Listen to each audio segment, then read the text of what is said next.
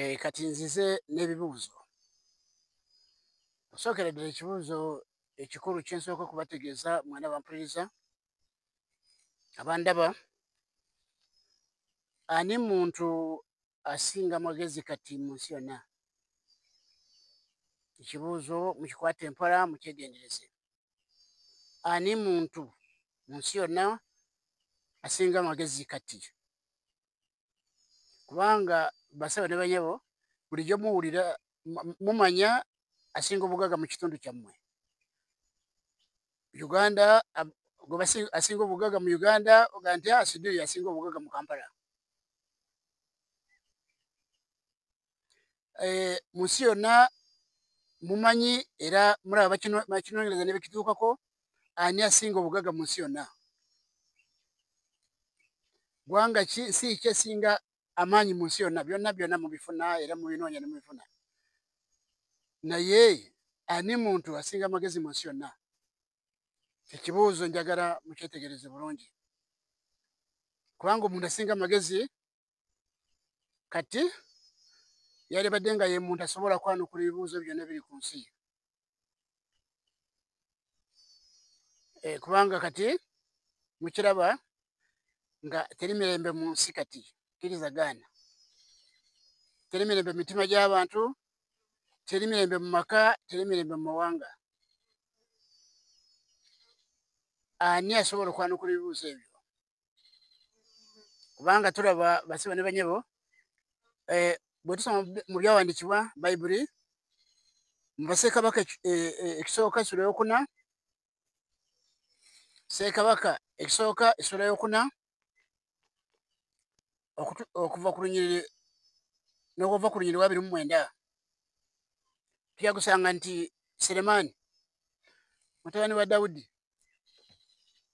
yaweebwa amagezi amawanga gonna nga gamwebuuzaako. Abantu nga beekulumbula kugenda kumwebuuzaako, kino tukikole tutya, kino tukikole tutya. Abantu bali mu nsi kati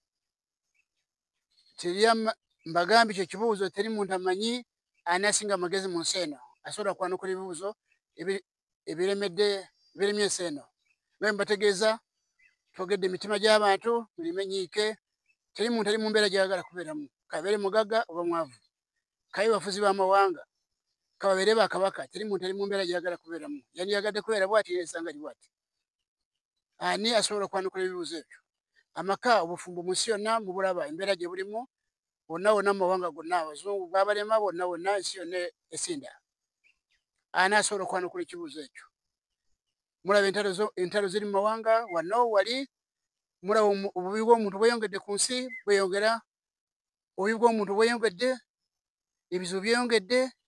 Ani asobola okwanukula ebibuuzo ebyo? Ensi yonna yonna etunula butunuzi, boogera ku bizibu naye nga tebalina kyakuddamu ekyesigika. Ani muntu asinga amagezi mu nsi yonna asobola kwanukula ebibuuzo bino? Abantu boogera, abantu basakaanya, nkugambye omusajja mugezi ono, musajja ani asobola okwanukula ebibuuzo bino? Madiini mugalaba, bonna bataawa, nabo ensi ebasobedde, kyokwanukula tebakirina. Ani asobola okwanukula ebibuuzo ebyo? Kyeva mulaba bweyongeraku ekirala, mujja kukisanga nti kati mu nsi, mu bagezi bonna be mutenda kuba bagezi mu nsi yonna, teri muntu n'omu amanyi olumbe lunamutta. Tewali amanyi alifa ddi, teri amanyi alifiira wa. Gamba ensi yonna ebibuuzo ebyo byenkanyankanya, abantu bonna bali mu nsi ne byenkanankana bonna. Bwe tutuuka ku ekyo, abantu bonna bavayo ne benkanankana nga teri asinga munnaawe, kubanga teri muntu n'omu asobola okwanukula ebibuuzo bino. N'ekyo basiba ne banyabo mukakane abali mu nsi, abatunkana ebyobufuzi, abatunkana n'amagezi amalala, mukakane. Enkyukakyuka y'ensi y'ebyomwoyo yagutandikira mu Uganda. Kutegeera ebibuuzo ebyo bye mbategeezeza okusobola kwanukulwa.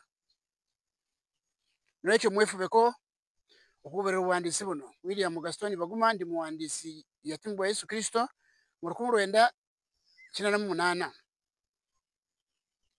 okulaga okukyama n'okubula akabagoberezi ba Yesu Kristo bali mu nsi kati, oba okukyamizibwa kw'enjiri ya Yesu Kristo kuli mu nsi yonna. Kyeva mulaba abakkiriza Yesu Kristo nga bamubategeeza bulijjo bajjudde ekibi kyenjawukana kyemulaba ekiri mu bo. Bano Bakatuliki, bano Baprotestanti, bano Basebeniside, bano balokole ba gundi, nga bwe mubalaba bwe bafaanana. Yesu design ya Yesu bintu by'abantu byakufunamu ssente, kubanga enjiri ya Yesu Kristo yali yakubeera n'okwagala, okwagalana n'obumu Yesu Kristo bwe yalagira. Embeera y'ekkanisa, embeera y'abakkiriza ye Kristo bali mu nsi, kabonero akalaga nti mwoyo wa Katonda tali mu bo. N'ekyo nakyo kifu. N'ekyo mulaba ebibuuzo biri ku nsi tebiriko kyanukula.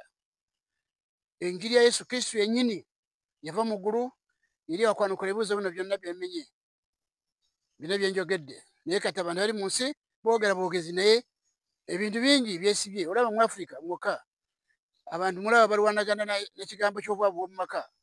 Yafuuka nsonga ya byabufuzi, so nga si bwe kyandibadde, kubanga bannabyabufuzi si bajja obwavu mu nsi, nedda. Naye yafuuka nsonga y'ebyobufuzi ye nimutemagana nimutemagana mu bintu by'obutategeera. N'ekyo bassebo ne banyabo, ekiseera kituuse omuwandiisi William Gaston Baguma nabategeeza nti Katonda yamala dda kumpa omusaala gwange sirina gwe nsaba 100. Era wano wendi teri kibbo kye nsaba. Naye ebibuuzo ebyo byonna bye muwulidde naweebwa okubyanukula mu buwandiisi bwange. Ensi byonna bigiremeredde naweebwa okubyanukula, mbategeeza sirina kye mbeetaagako. Nabagambako nti faamu yange yaliko yakubiri mu Uganda mu 94, era wano n'otuwa Kasanda wano nze omu ku bantu abalina ebintu. N'olwekyo toyinza kugamba nti nakye mbeetaagako. Sinoonya bugagga bungi obuŋŋaana kuwandiika, naye obusobola okumbezaawo nga bwe njagala we buli. N'ekyo mbategeeza sirina kye mbeetaagako. Obuwandiisi bwange buzze okulaga okwanukula ebibuuzo byonna, okulimbulula obulimba bwonna obuli mu nsi, mu byobufuzi, mu maddiini gonna, mu bwongo bw'abantu, okuteekawo embeera ebasobozesa okufuna emirembe mu mitima gyammwe, mu maka ne mu mawanga. Newankubadde nga Yesu yagamba nti tewali nabbi aweebwa ekitiibwa mu nsi ye ne mu ggwanga lye, manya ne mu nnyumba ye, naye mbategeeza bannayuganda, abampuliriza bonna bali mu mawanga gonna, ebibuuzo nga bwe mbagambye temumanyi anasinga amagezi ku nsi, kubanga singa yaliwo ebibuuzo bino biri mu nsi byalibadde byanukule. Naye ensi yonna ewamanta temanyi kyakola, ebintu byonna byaguteebereza. N'ekyo mbasaba mugobere obuwandiisi buno, ate era n'abalala baddembe okutindiga eŋŋendo ne bajja wano okwebuuza ku buli kimu. Buli kibuuzo kyolaba ekiri mu nsi ekiremye ensi yonna nakiweebwa okukiwandiikako. Ebiwandiiko byange bibadde